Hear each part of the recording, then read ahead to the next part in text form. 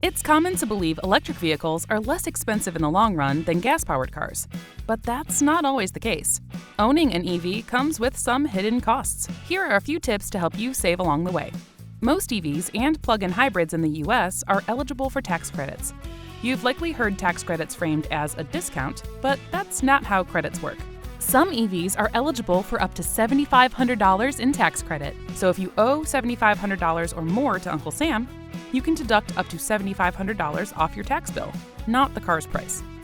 Batteries. Right now, one of the biggest hidden costs of owning an electric car comes via the battery. Batteries are currently large, heavy, expensive, and challenging to make. Insurance.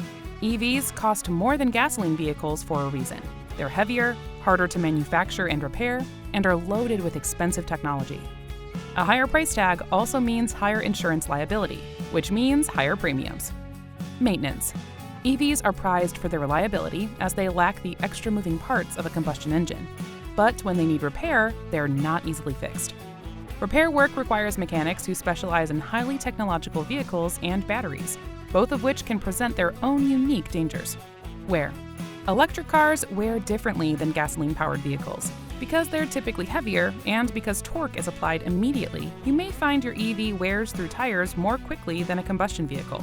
Charging. Pay-as-you-go public charging often varies in cost between providers and state. And let's not forget public charging membership fees.